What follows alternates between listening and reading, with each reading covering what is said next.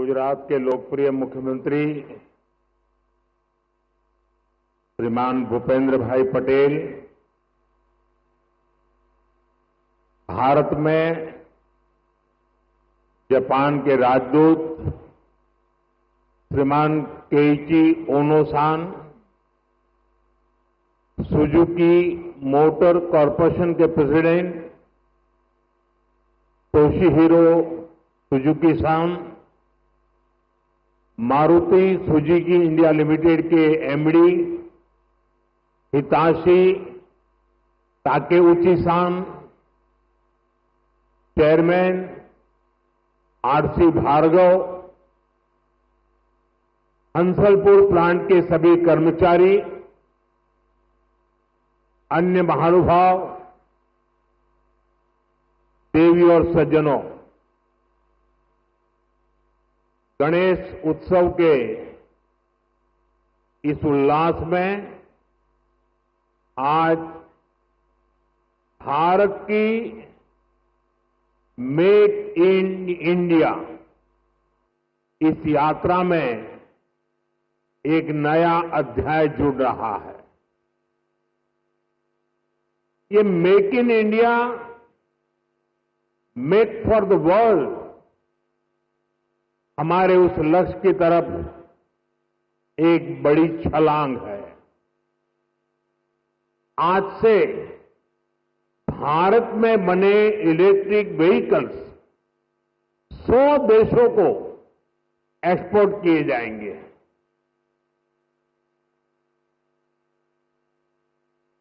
साथ ही आज hybrid battery electrode manufacturing भी स्टार्ट हो रही है।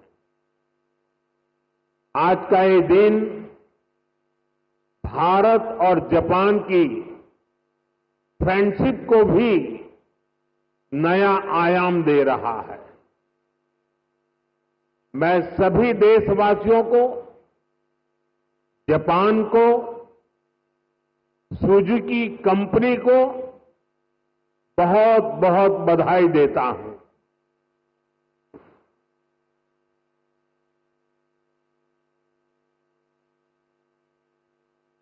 एक प्रकार से 13 एज का आरंभ होता है और टीन एज पंख फैलाने का कालखंड होता है, सपनों की उड़ान भरने का कालखंड होता है। और टीन एज में ढेर सारे ख्वाब उभरते हैं। एक प्रकार से पैर जमीन पे नहीं होते हैं टीन एज में। मुझे खुशी है कि आज मारुति टीन एज में एंटर कर रहा है।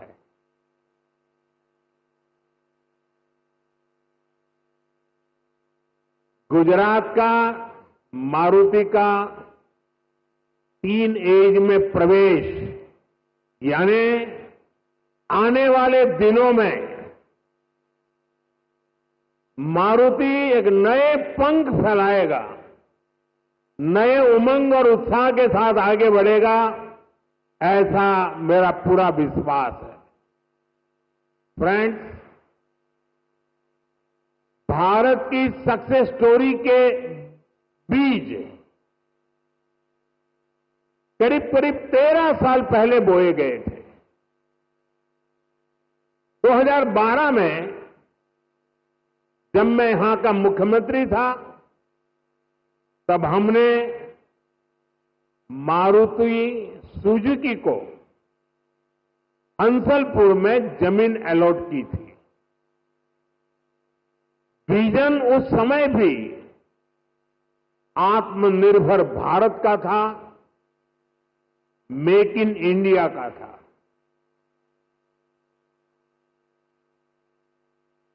हमारे तब के प्रयास आज देश के संकल्पों को पूरा करने में इतनी बड़ी भूमिका निभा रहे हैं।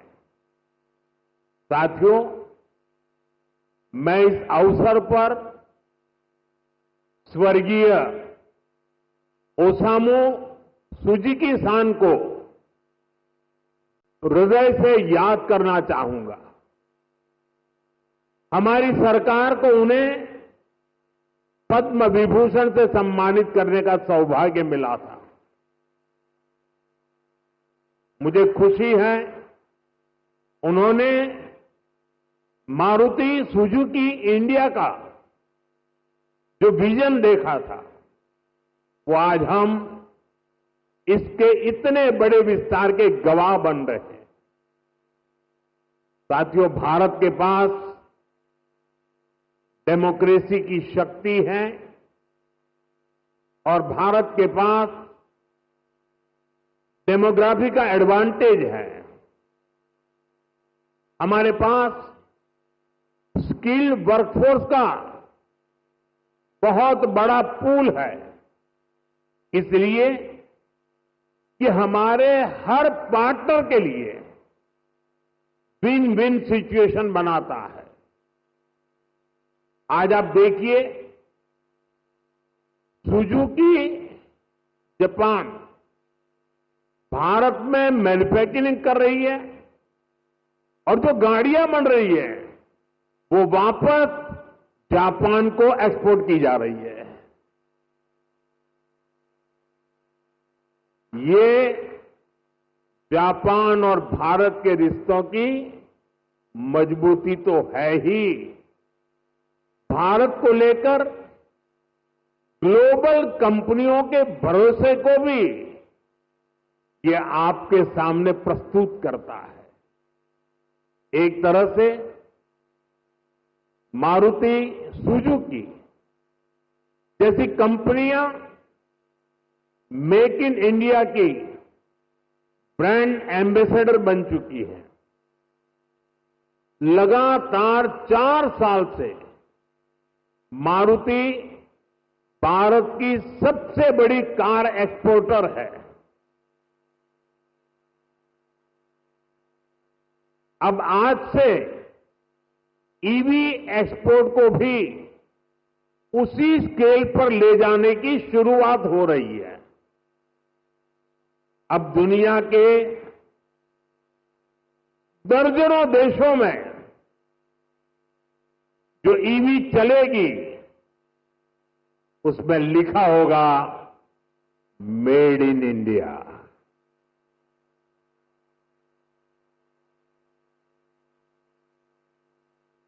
फ्रेंड्स, हम सब जानते हैं ईवी इकोसिस्टम का सबसे क्रिटिकल पार्ट बैटरी है। कुछ साल पहले तक भारत में बैटरी पूरी तरह इंपोर्ट होती थी। ईवी मैन्युफैक्चरिंग को मजबूती देने के लिए ये जरूरी था भारत बैटरीज का भी निर्माण करे। इसी विजन को लेकर 2017 में हमने यहां टीडीएसजी बैटरी प्लांट की नींव रखी थी। टीडीएसजी की ही नई पहल पर इस फैक्ट्री में 3 जापानी कंपनियां मिलकर भारत में पहली बार सेल मैन्युफैक्चर करेगी। भारत में बैटरी सेल के इलेक्ट्रोड भी लोकल लेवल पर तैयार होंगे। ये लोकलाइजेशन भारत की आत्मनिर्भरता को नई शक्ति देगा। इससे हाइब्रिड इलेक्ट्रिक व्हीकल्स के कारोबार में और तेज गति आएगी। मैं आपको इस ऐतिहासिक शुरुआत के लिए अपनी अनेक अनेक शुभकामनाएं देता हूं। साथियों, कुछ साल पहले उस समय तक ईवी को केवल एक नए ऑल्टरनेट के तौर पर देखा जाता था, लेकिन मेरा मानना रहा है ईवी कई समस्याओं का ठोस समाधान है। इसलिए पिछले साल मैंने अपनी सिंगापुर विजिट के दौरान कहा था, हम अपनी पुरानी गाड़ियों को, पुरानी एम्बुलेंसेस को हाइब्रिड ईवी में बदल सकते हैं। मारुति सुजुकी ने इस चुनौती को स्वीकार किया और केवल 6 महीने में एक वर्किंग प्रोटोटाइप तैयार कर दिया।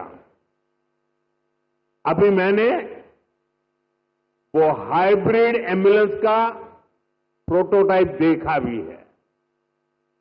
ये hybrid ambulance PM E drive scheme में पूरी तरह फिट बैठती है। लगभग 11,000 करोड़ रुपए की इस योजना में ई एम्बुलेंस के लिए भी बजट निर्धारित किया गया है। हाइब्रिड ईवी से पॉल्यूशन भी घटेगा और पुराने व्हीकल्स को ट्रांसफॉर्म करने का विकल्प भी मिलेगा। साथियों, क्लीन एनर्जी और क्लीन मोबिलिटी ये हमारा फ्यूचर है। ऐसे ही प्रयासों से भारत तेजी के साथ क्लीन एनर्जी और क्लीन मोबिलिटी का एक रिलायबल सेंटर बनेगा। साथियों, आज जब दुनिया सप्लाई चेन डिसरप्शन से जूझ रही है, ऐसे समय में लगता है कि भारत ने पिछले दशक में जो नीतियां बनाई वो देश के कितने काम आ रही है। 2014 में जब मुझे देश ने सेवा का अवसर दिया, उसके बाद से ही हमने इसकी तैयारी शुरू कर दी थी। हमने मेक इन इंडिया अभियान शुरू किया। ग्लोबल और डोमेस्टिक मैन्युफैक्चरर्स दोनों के लिए देश में अनुकूल वातावरण बनाया। भारत में मैन्युफैक्चरिंग एफिशिएंट और ग्लोबली कॉम्पिटिटिव हो, इसके लिए हम इंडस्ट्रियल कॉरिडोर्स बना रहे हैं। हम प्लग एंड प्ले इंफ्रास्ट्रक्चर बना रहे हैं, लॉजिस्टिक पार्क्स बना रहे हैं। भारत कई सेक्टर्स में मैन्युफैक्चरर्स को प्रोडक्शन लिंक इंसेंटिव का बेनिफिट भी दे रहा है। साथियों, हमने कई बड़े रिफॉर्म्स के जरिए इन्वेस्टर्स की पुरानी कठिनाइयों को भी दूर किया। इससे इन्वेस्टर्स के लिए इंडियन मैन्युफैक्चरिंग में इन्वेस्ट करना आसान हुआ है। इसके परिणाम हमारे सामने हैं। इसी दशक में इलेक्ट्रॉनिक्स प्रोडक्शन लगभग 500% बढ़ा है।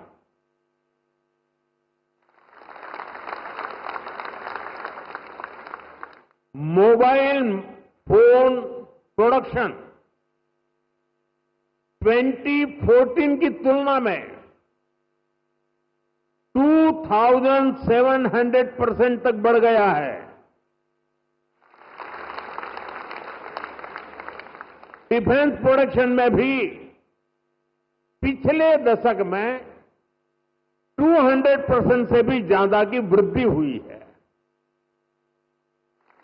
ये सक्सेस आज भारत के सभी राज्यों को, हर एक राज्य को भी मोटिवेट कर रही है। उनके बीच रिफॉर्म्स को लेकर, इन्वेस्टमेंट को लेकर एक हेल्दी कंपटीशन शुरू हुआ है, जिसका लाभ पूरे देश को मिल रहा है। और मैं हर मीटिंग में, व्यक्तिगत बातचीत में और सार्वजनिक रूप से सभी राज्यों को कहता रहा हूं कि हमें प्रोएक्टिव होना होगा, हमें प्रो डेवलपमेंट पॉलिसीज बनानी होगी, हमें सिंगल विंडो क्लियरेंस पर बल देना होगा, कानूनों में रिफॉर्म्स को बल देना होगा और ये कंपटीशन का जमाना है। जो राज्य जितनी तेजी से अपनी पॉलिसीज को नीट एंड क्लीन रखता है, इफ्स एंड बट्स के बिना रखता है, तो इन्वेस्टर का विश्वास बढ़ता है। इन्वेस्टर आने के लिए हिम्मत के साथ आता है। आज पूरी दुनिया भारत की तरफ देख रही है। ऐसे में कोई राज्य पीछे नहीं रहना चाहिए। हर राज्य ने अवसर लेना चाहिए। ऐसे कॉम्पिटिशन हो गए हिंदुस्तान में आने वाले इन्वेस्टर को सोचने में तकलीफ हो कि मैं इस राज्य में जाऊं कि उस राज्य में जाऊं। इतना क्लियर कट होना चाहिए कंपटीशन। इससे देश को लाभ होने वाला है। और इसलिए मैं सभी राज्यों को निमंत्रण देता हूं कि आइए, रिफॉर्म की स्पर्धा करें, गुड गवर्नेंस की स्पर्धा करें, प्रो डेवलपमेंट पॉलिसी की स्पर्धा करें और हम 2047 विकसित भारत बनाने के लक्ष्य को तेज गति से पार करने में अपनी भागीदारी सुनिश्चित करें। फ्रेंड्स, भारत यहीं पर रुकने वाला नहीं है। जिन सेक्टर्स में हमने बेहतर परफॉर्म किया है, हमें उनमें और बेहतर करना है। इसके लिए हम मिशन मैन्युफैक्चरिंग पर जोर दे रहे हैं। आने वाले समय में हमारा फोकस फ्यूचरिस्टिक इंडस्ट्री पर होगा। सेमीकंडक्टर सेक्टर में भारत टेक ऑफ कर रहा है। देश में इसके 6 प्लांट्स तैयार होने वाले हैं। हमें सेमीकंडक्टर मैन्युफैक्चरिंग और आगे लेकर जाना है। साथियों, भारत सरकार ऑटो इंडस्ट्री के लिए रेयर अर्थ मैग्नेट की शॉर्टेज से जुड़ी कठिनाइयों के प्रति भी सजग है। इस दिशा में देश के सामर्थ्य को बढ़ाने के लिए हमने नेशनल क्रिटिकल मिनरल मिशन भी लॉन्च किया है। इसके तहत देश में अलग अलग जगहों पर 1200 से अधिक खोजी अभियान चलाए जाएंगे।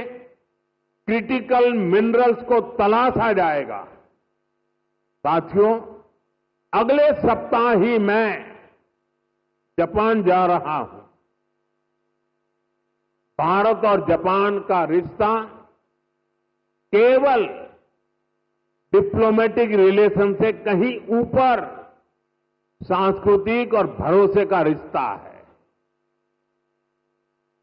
हम एक दूसरे की प्रगति में अपनी प्रगति देखते हैं। मारुति सुजुकी के साथ हमने जो जर्नी शुरू की थी, वो अब बुलेट ट्रेन की स्पीड तक पहुंच चुकी है। भारत जापान पार्टनरशिप की औद्योगिक संभावनाओं को साकार करने की बड़ी पहल यहीं गुजरात से हुई थी। मुझे याद है, हमने 20 साल पहले जब वाइब्रेंट गुजरात समिट शुरू की थी, तो उसमें जापान एक प्रमुख सहयोगी था। आप विचार कीजिए, एक डेवलपिंग कंट्रीज का एक छोटा सा स्टेट, उसका इन्वेस्टमेंट समिट और जापान जैसा डेवलप कंट्री उसका पार्टनर हो, ये दिखाता है कि भारत और जापान की नींव कितनी मजबूत है। और मैं आज जब ये वाइब्रेंट गुजरात की यात्रा की याद कर रहा हूं, तब मेरे मित्र यहां बैठे हैं, वो पहले भारत में एम्बेसडर हुआ करते थे 2003 में। आज वो भी यहां मौजूद है। अब वो रिटायर्ड हो गए हैं, लेकिन उनका भारत प्रेम, गुजरात प्रेम वैसा का वैसा है। मैं उनका भी स्वागत करता हूं।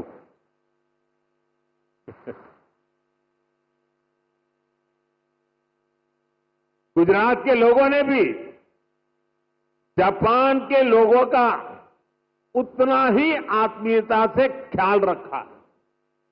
हमने इंडस्ट्री से जुड़े रूल्स एंड रेगुलेशंस जापानी भाषा में प्रिंट करवा कर दिए। जब मैं गुजरात में था, हर छोटी चीज पर मैं ध्यान रखता था। इवन मेरा जो विजिटिंग कार्ड होता था ना, वो भी मैं जापानी में बनाता था।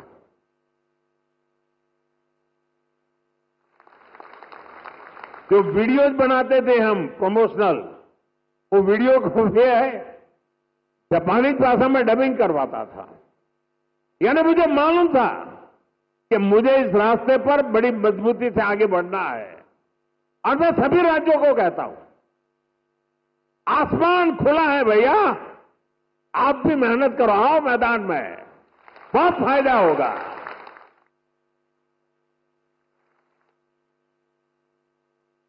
मुझे याद है शुरू में जब जापान के हमारे साथी आते थे, तो मैं नया नया उनकी निकटता मेरी बढ़ती चली जा रही थी, तो उनकी हर चीज को मैं समझ पाता था। मैंने देखा है कि जापानी लोगों का एक नेचर है कि उनको अपना जो कल्चरल इकोसिस्टम है, वो उनकी पहली प्राथमिकता होता है। उसमें जापानी फूड चाहिए। ये जैसे गुजरात के लोग हैं ना, उनका भी ऐसा ही है। वे गुजरात में कहीं शनि, सैटरडे, संडे को कहीं न कहीं रेस्टोरेंट में खाने की आदी है, तो वहां जाएंगे तो मैक्सिकन फूड मांगेंगे, इटालियन फूड मांगेंगे। लेकिन गुजरात के बाहर कहीं जाएंगे तो गुजराती फूड खोजते रहते हैं। मैंने देखा जापान के लोगों का भी ये स्वभाव है, और इसलिए मैंने यहां जापानी क्विजीन की व्यवस्था कराई। मैंने उसकी एक होटल चेन को बुलाया। मुझे पता है, बाद में मुझे बताया गया कि भाई जापान के लोग हैं, गोल्फ के बिना तो नहीं चल सकता। मैंने उसको भी प्राथमिकता दी, और अपने जापानी साथियों को ध्यान में रखते हुए हमने, जो गुजरात में गोल्फ का नामो निशान नहीं था, 7-8 नए गोल्फ कोर्स डेवलप किए। देखिए, विकास करना है, इन्वेस्टमेंट लाना है, दुनिया को आकर्षित करना है, तो हर बारीकी पर देखना पड़ता है। और हमारे देश में कई राज्य हैं जो करते हैं। जो राज्य पीछे हैं, मेरा उनसे आग्रह है कि आप भी हर बारीकी को अवसर समझिए और विकास की नई दिशा पकड़िए। इतना ही नहीं साथियों, हमारे स्कूल में, हमारे कॉलेजेस में, हमारे यूनिवर्सिटी में बहुत बड़ी मात्रा में जापानी भाषा सिखाने को प्राथमिकता दी जा रही है। बहुत सारे जापानी भाषा सिखाने वाले टीचर्स आज गुजरात में भी है। कई स्कूलों में जापानी भाषा सिखाई जा रही है। साथियों, हमारे इन प्रयासों से भारत जापान के बीच पीपल टू पीपल कनेक्ट बहुत बढ़ रहा है।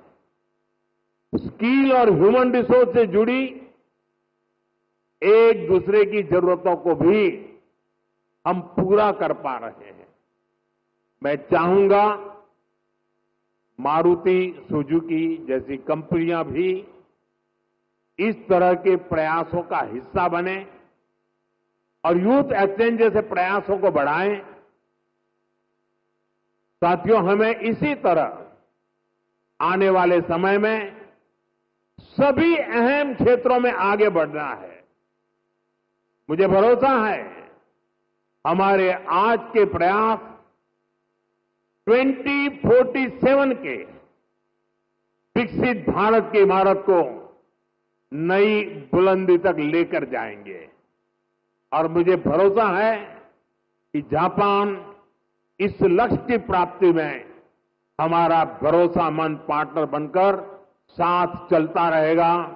हमारी दोस्ती अटूट रहेगी। और मैं तो कभी कभी कहता था कि जहां तक जापान और भारत का रिश्ता है, ये मेड फॉर ईच अदर वाला रिश्ता है। मैं आज विशेष रूप से मारुति को बहुत बहुत शुभकामनाएं देता हूं। और अभी तो ये टीन एज की शुरुआत है। आपको पंख फैलाने हैं, नए सपने बुनने हैं। आपके संकल्पों के लिए, उसकी पूर्ति के लिए हम पूरी शक्ति से आपके साथ हैं। इसी विश्वास के साथ आत्मनिर्भर भारत के अभियान को हम सब आगे बढ़ाएं, वोकल फॉर लोकल बने, स्वदेशी ये हमारा जीवन मंत्र बनना चाहिए। दोस्तों, गर्व से स्वदेशी की तरफ चल पड़ो। और यहां जापान के द्वारा जो चीजें बन रही है ना, ये भी स्वदेशी है। मेरी स्वदेशी की व्याख्या बहुत सिंपल है। पैसा किसका लगता है उसे मुझे कोई लेना देना नहीं है। वो डॉलर है, पाउंड है, वो करेंसी काली है, गोरी है, मुझे कोई लेना देना नहीं है।